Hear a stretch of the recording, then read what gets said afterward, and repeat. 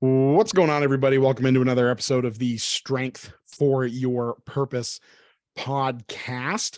We are rolling along here through the summer. I hope you all have had a great week. I hope you all had a great summer so far.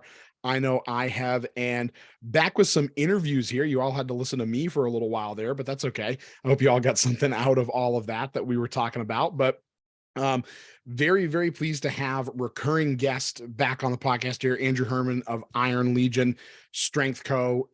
We're going to talk about some really interesting mobility stuff, but I want to catch y'all up here a little bit too. Andrew, what's going on, man? What's new? How have things been since the last time you've been on the pod? Oh man, it's been what, a couple months now, right? Since I've been back. Yeah. So things been busy, I would say, in a good way. I competed in the OCB bodybuilding show in April. Ended up turning pro in the Oh, classic fantastic. division, which is awesome. And then immediately turned into flipping like a strip mall spot into a new Iron Legion location, which we can talk about later. But it's Yeah. been a very busy couple months. So. Yeah. Awesome. Yeah. Before we get into our mobility topic here, um, talk a little bit about what turning pro in that bodybuilding, in that division of bodybuilding really, really means for you, because that's taking something that you were pre- preparing for that one event. And now you have to do more of that more often. If I'm accurate in that statement, talk a little bit about that, because there's some dedication there, man, that you just kind of, you know, have you've punched that cardigan, you're re-upping that amount of Yeah, dedication. yeah, it's so just quickly step back. It's like this is I kind of fell into bodybuilding when I started weightlifting. Just the guy who showed me how to weightlift was really into bodybuilding, so I just kind of naturally drifted that way and fell into it, and started competing probably about 8-9 years ago. And I'm just the type of person who likes to have goals. So it's one of those things that it was a good way for me to motivate myself to go to the gym, because I had this thing that I was working towards.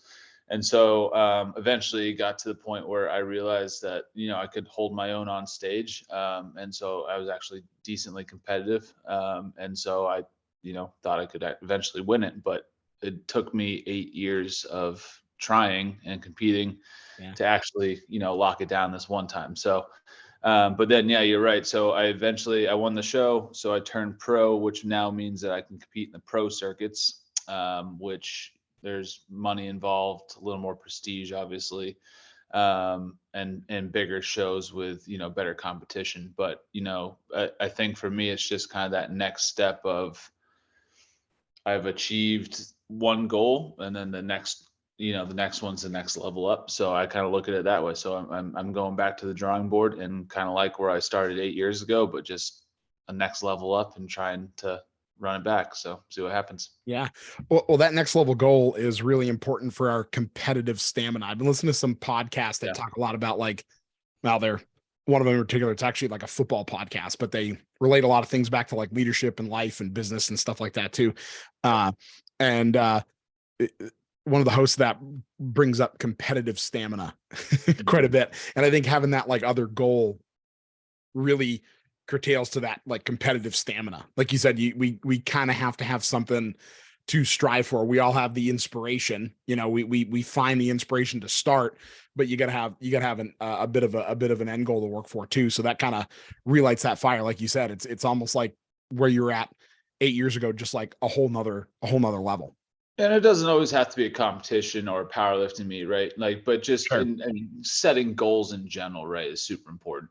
Mm, And working towards something that way, the stuff that you're doing doesn't seem pointless and mundane, right? It's like yeah. now every time I go to the gym, I'm working towards accomplishing something other than just like sitting through a painful workout for an hour, right? It's like Right. no, I'm actually working at change. But that does, again, it doesn't have to be working towards competition. You could be working towards fat loss. You could be working towards muscle gain. You could be working on just bettering your health. You could work for your point of view, working on fixing a problem, right? Like Mm-mm. so there could be different goals, but definitely having something to work towards is super important Yeah, in for gym sure. and in life, right? So For sure. And that's the big thing is, competitive, the that whole idea of competitive stamina, we can kind of apply to any of those things, right? Like the yeah, competition might just be ourselves, like Yeah.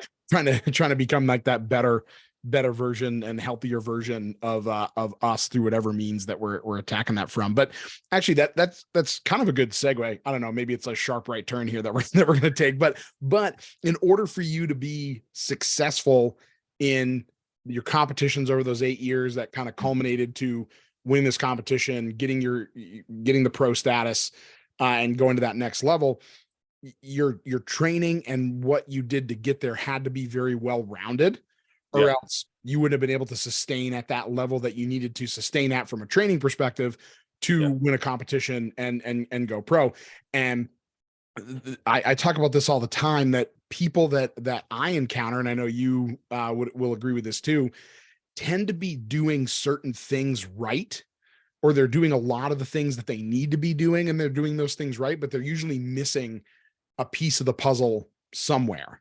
Yep. Um, and so we want to talk a little bit today about the idea of mobility and the role that it plays in strength training, really more like our ability to continue to strength train the way that we want to in kind of a progressive manner that pushes us more towards our goals as we go. So you're bringing up a good example before we started recording. So let's talk a little bit about the role that kind of mobility plays to begin with, and then we can kind Yeah. of chat about what we've been seeing with people that are dealing with mobility issues during strength training.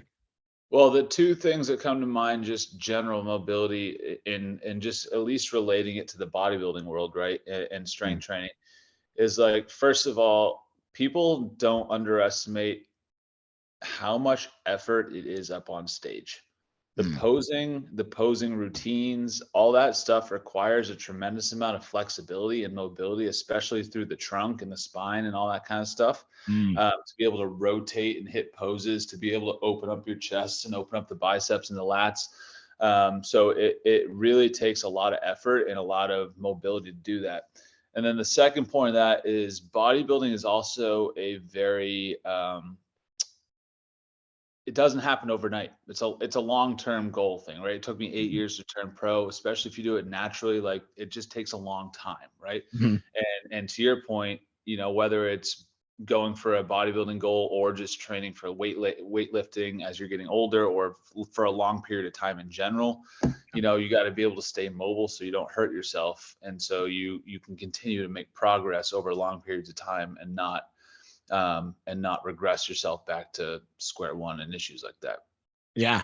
Yeah. I mean, it's all about balance. You actually bring up a really good point. I think pretty much everybody, even if they don't know a ton about bodybuilding, can picture in their head some of those different poses they've seen Yeah, where the trunk is forward and the hips are almost like to the other side of the yeah, stage. And like, yeah, yeah, that takes a lot of very balanced mobility to get into those positions. But whether we're talking from that bodybuilding perspective, or the longevity of being able to continuously strength train and work toward goals without injury, yeah, really does become a balance between mobility, stability, and that strength that you're building. Because if we're only ever working what I like to call the mirror muscles, right, which people in your world maybe tend to overdo a little yep, bit, and we're yep, not working some of those stability muscles to support those bigger powerful muscles, and we're not working the mobility kind of within those muscles and in the muscles that work with and opposite those big muscles, all of that being in balance uh, prevents injury. And if we're missing even one of those components, and especially if we're missing two of those components, which I find people usually in strength training are missing the mobility and stability component to some yes. degree or completely.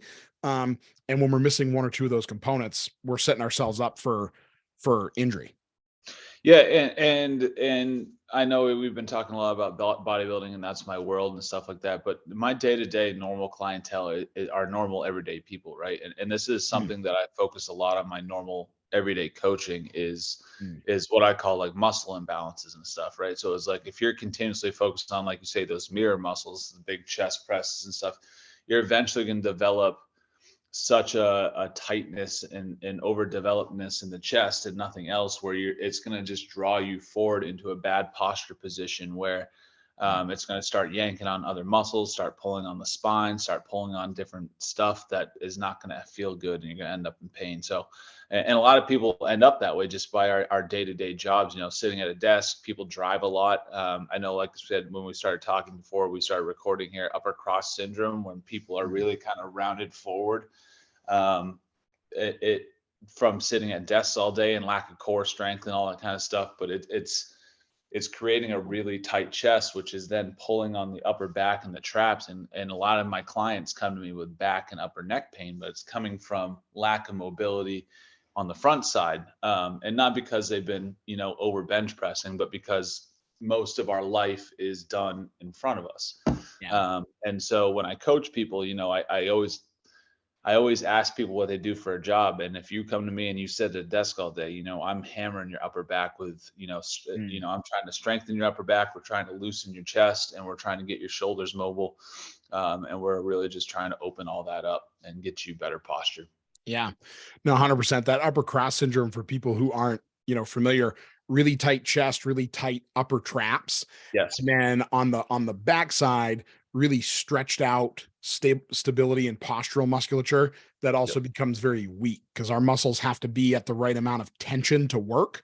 And our bodies are master compensators. So when those smaller stabilizing postural muscles that aren't meant to move anything in a powerful way, they're not meant to be strong muscles that are used over a short period of time. They're meant to be high endurance muscles that are used repetitively and frequently over the course of our day. Eventually our body goes, oh, you're not really working for us anyways. We're going to forget about you, and we're going to use these other big muscles, which are already tight. And then they get overused in positions that aren't so great, and they get tighter. And then we just get in this cycle, and it puts a lot of stress on a lot of areas in our mid back. Nerves in our neck get irritated that way. Our rotator cuff, every time we move overhead, if our shoulders can't open up, if we can't open our chest up and open our shoulder blades up, we're going to irritate our rotator cuff. That's actually how probably 80 to 90% of rotator cuff tears happen, is just wear and tear over time. We call it a degenerative tear. So yeah, this upper cross syndrome has a lot to do with some of the most common reasons people have pain in the upper part of their body. And yeah, with the right balance and with the right well-rounded plan, it's incredibly treatable if you have pain from it, and it's incredibly avoidable too. Yeah.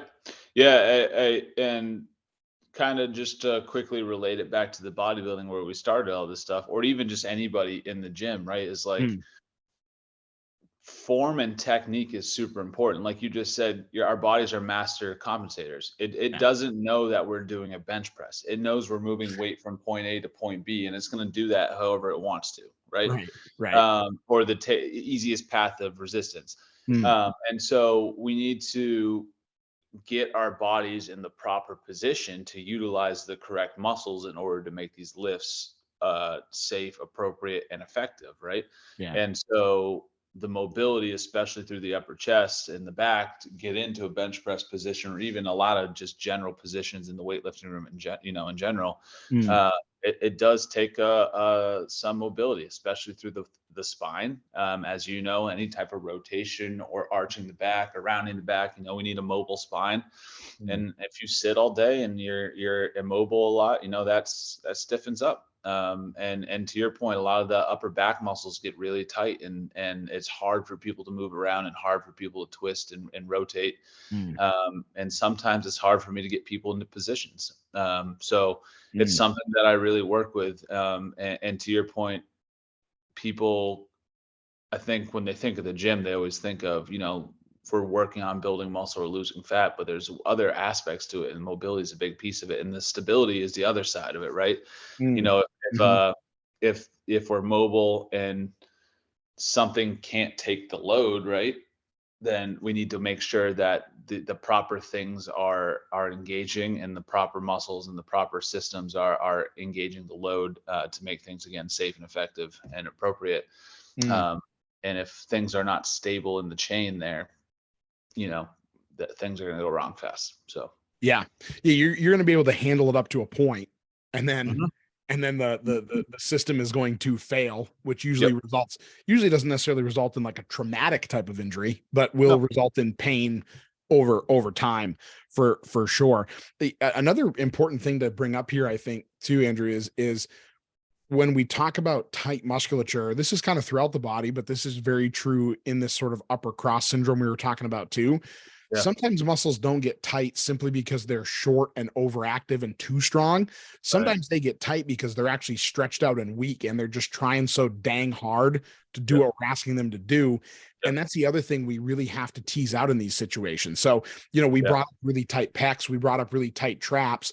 Those are the types of muscles in our upper body that tend to be tight, overactive, and quite strong. Like most people don't have weak pecs and weak upper traps, but some of those muscles through the mid back that go up into the neck and our postural muscles that help control our shoulder blades and stuff, those can sometimes get tight and knotted up, but it's actually because they're weak and we're asking them to work in such a poor mechanical position that they're pulling so hard to do the job we're asking them to do all the time, that's what causes the tightness, right? So, Yeah.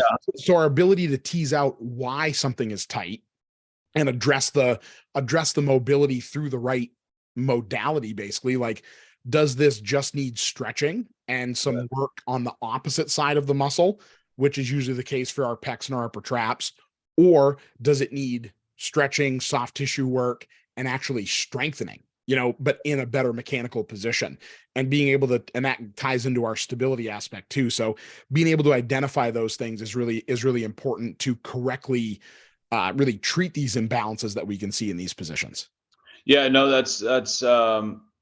you know, that's a good way to talk about it too, right? And same deal. A lot of times with people with upper cross syndrome, if you think about it, again, if you're looking from the side, right, if you're kind of shoulders rounded forward and down a little bit, you got to think your center of gravity is shifted forward a little bit, right? So you're like, again, your body is a master compensator. Something's gonna take the load, has to. Yeah. So if you're forward like this, the back muscles in the mid back are, to your point, stretched. But then if they're not strong enough to hold that, they're just going to get super tight and knotted up, right? Yeah. So a lot of the time when I encounter, to your point, tight mid back or tight upper, even tight upper back, even some traps, the chest is tight, but the counter side of that is the back is weak, So that's where I have a kind of a twofold approach where it's like, okay, again, let's loosen this stuff by means of like, pull aparts or even like dumbbell flies to open up the chest, simple movements. And then at the same time, let's really start to strengthen that mid back, maybe some cable face pulls or some reverse flies to really hit the mid back, or even deadlifts, are a good option.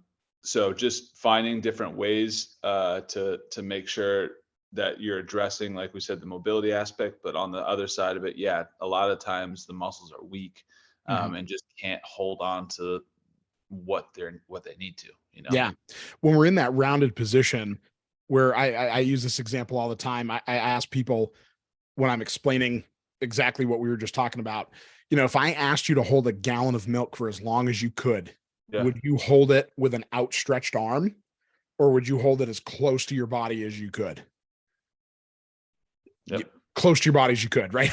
Yeah. Everyone at home should be screaming that into their car or their headphones right now, as close to your body as you could. So when we're in that rounded position, in that upper cross syndrome position we were talking about, we're taking that load, like you said, our center of gravity is going forward, or our mass is going forward, and those postural muscles on the back still have to work to keep us upright, and you are now making them work with the gallon of milk as far away as it possibly can be, right? The mass that they're holding up is as far away from it as it possibly can be. So it's just not going to be happy. So yeah, we really do have to find ways to loosen muscles up, and then the ones that are tight because they are weak have to be strengthened as well. And what we really do, and this is where that overlap, the similarities, but also differences with what we do kind of occurs, because the other thing that I really think about is teasing some of those muscles out and working them very individually, right? Which is something that has to be done a little bit more often, a little bit more frequently. And that's the other point that I really wanted to make, not just about the stability part of this, but about the mobility part of this, is what a lot of people think. If they go, and whether they're working with someone like me or like you, and they're seeing us, 1, 2, 3 times a week, whatever the case might be, it's really, really important to be hammering some of the small things more often in between any sessions that they might do with someone like you or someone like me, especially in the mobility department. Yeah, I mean, I think we talk about this point every time we jump on a podcast, but Yeah. it requires hammering every single time. Is like, Yeah. if you're gonna sit at a desk for 8 hours a day and then go home and sit on a couch for another 3 hours, and your posture is terrible all day, 3 hours a week in a gym is not gonna fix that. Okay, No. you need more of the micro dosing, right? Almost. So it's like, the way I think of it is the strength training should be done regularly, 2, 3 times a week, make sure we're keeping that up. But the mobility stuff, every single day, even sometimes multiple times a day, Mm. where you can really just make sure we're, keeping those stretched out and really opened up, to take some pressure off the constant motion and the opposite direction that you just do by your natural day-to-day activities. Yeah. 100%. Yeah. And if a muscle is pathologically tight, like Yeah. from a flexibility perspective, it is shortened and Mhm. it is too short.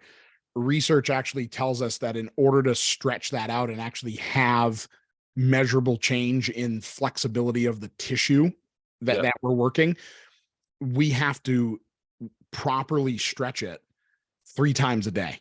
Yep. So 3 rounds of 20 to 45 seconds, kind of depends on the study you look at. So I always kind of split the difference, 3 rounds of 30 seconds of stretching that muscle 3 times a day. That is optimal for a pathologically tight muscle. And then I always like to give people what I call micro stretching, where Yeah. they're actually working that muscle, or not working it, but stretching it into that same position for shorter, like 10-second bouts every hour or two during the day. So like Yeah. you said, that micro dosing on top of almost like that, I guess we'll call it macro dosing, Yeah.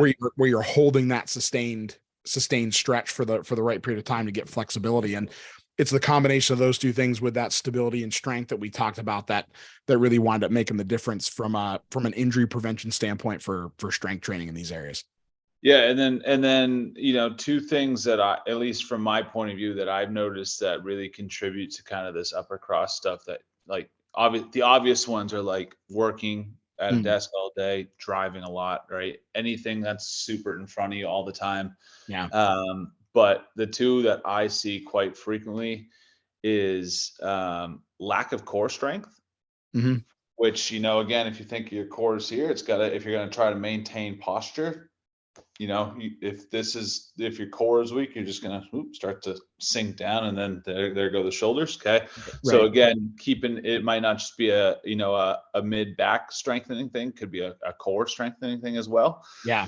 Yeah. And then on the opposite side of that, more of a like a daily activity thing that people do is, I find, because I have this problem myself, Yeah. um, if you sleep on a side, Mhm. I find that really starts to aggravate things, right? If you sleep on a side for 6, 7 hours a night, on top of you're already working 8 hours a day in that forward position, you're keeping that super closed off, and Mm. and uh, and making things even tighter.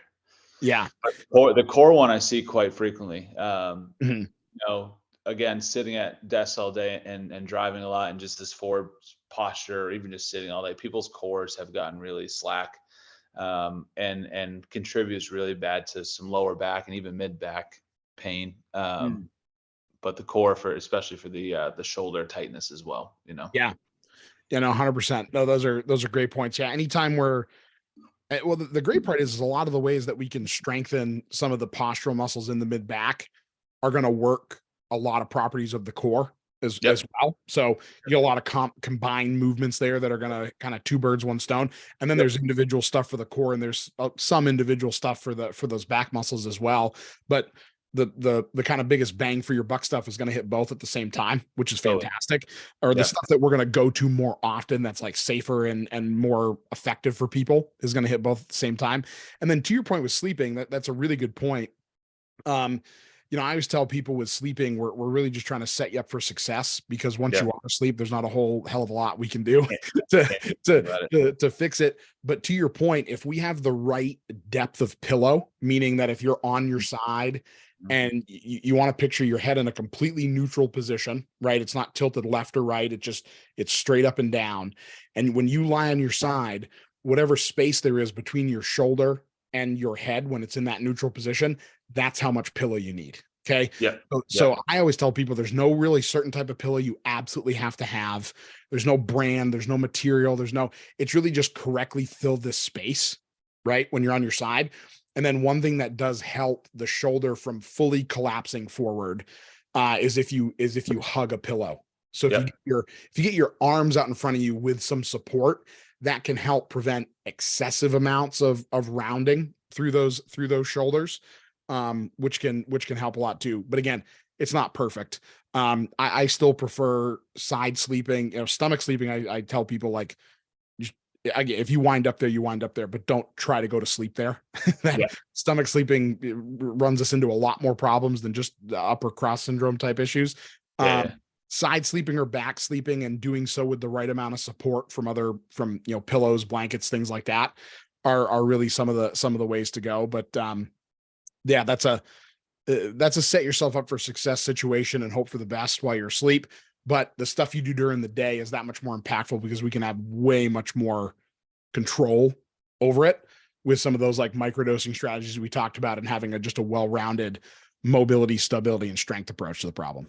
Yeah. And with the sleep stuff too, right? It's like, I tell people, it's like, to your point, it's like, you're asleep. Yeah. Like, you can just, if you wake up and you're all jacked up, try to fix it, and then like go back to sleep. And if you wake up all jacked up, well, then you tried, right? Right. And the other point of it too is, like, I find, to your point, side sleeping is not bad, but like if it's already aggravated, I find it makes it a lot worse. But if you're just if you're normal, side sleep is not bad, Yeah. And to your point, support's the biggest thing. Yeah, for sure. No, that's fantastic. I think that gives some people some things to kind of think on here a little bit, what might apply to them. But yeah, it's really and I do encourage people to seek out a professional that they trust, who's knowledgeable on identifying these things properly, especially if you have pain associated with some of these tightness and weakness areas, because in order to truly fix that, we really need to identify the true root cause of the problem, of the pain specifically, before we run and jump in on working on all these things that we talked about today. But speaking of finding a professional that you know and trust and is knowledgeable about this stuff, I do want to give you a little bit of time here before we wrap up to talk about the new venture in Scarborough, which is incredibly exciting. The Iron Legion Strength Co. has expanded, and we got a new venture over in Scarborough. So tell us a little bit about what you got going on over there. Yeah, so I mean, we've been talking about this for several years now. Some things popped up that kind of delayed us, but yeah, we've been in Westbrook, Iron Legion Strength Co. We've been in Westbrook for 7 to 8 years now, and we've had the opportunity to break off. So I ended up breaking off, and I started kind of the second location of Iron Legion down in Scarborough. So it's located at 450 Payne Road, in the same plaza as Napa and LaRue Kitchen and the butcher shop there, if you know where that is. But it's going well, man. So it's a smaller kind of studio. We do same thing up in Westbrook: private one-on-one training, semi-private coaching. Exact same thing up as in Westbrook. It's a carbon copy that we tried to bring down to Scarborough. So Fantastic. Super cool place. We've been open for about a month now, and it's rocking and rolling. So yeah, that's fantastic. For all of you that need another landmark, it's right across Payne Road from Madden's. Yep. Oh, Madden's. So if you bought it when you saw it at Madden's, you can jump across the street and go lift out your frustrations. Yep. Dude, I walked in when I first opened. I wanted to look for some fitness equipment. I walked in there and I was like, I do not have time for this. I need to come back when I got some time to scout this out. Scout this out. Yeah. Shameless plug for Martins. Hey, if they want to be a sponsor of the podcast, reach out. Awesome. And you guys are looking for some help over there, some staff over there, correct? Yeah, I mean, in both Scarborough and Westbrook, we're always looking for good people who, are interested in becoming coaches. So you don't have to be a coach, or you don't have to have a degree in this stuff. We like to we always tell people we like to hire good people, and then we can teach you the rest of the stuff. This isn't open heart surgery, it's weightlifting. Yes, there is some science to it, but we Sure. can teach you what you need to know. As long as you're a good person, and have the right attitude, you'll make it far. So yeah, Yeah. we're looking for a couple people in the Scarborough location, and one or two up in Westbrook. So if anybody's interested, you can hit me up, and I can pass you along the information. Fantastic. Awesome. Well, yeah, congratulations to you guys. Really excited for your expansion. I think what Thanks, you man. guys are doing and putting out there, just more of it is needed into the world. You guys are really, really knowledgeable and really passionate, and the right combination of all of it. And you're really helping a lot of people that way. So yeah, congratulations, man. Really happy for you guys. Thanks, man. And when we, like we talked about too, when fall rolls around, we'll have it open for some seminars again and get people in there, and we'll set something up. So For sure. Based on this podcast, it sounds like we need to do an upper cross syndrome slash yes, shoulder slash neck pain there uh, you go. seminar for sure. Awesome. Sounds good. Well, yeah, everybody definitely check it out. I'll leave the contact info, website info for Iron Legion right in the show notes, so you can check that out. Make sure you go check out the space, pop in there, talk to Andrew and the team, and learn a little bit more about what they're doing. And yeah, thanks so much for your time, man. I really appreciate it. Encourage everyone to go check that information out. And until next time, we will see you right back here on the Strength for Your Purpose podcast next week. And until then, go make it a great week. Thanks, everybody. Thank you.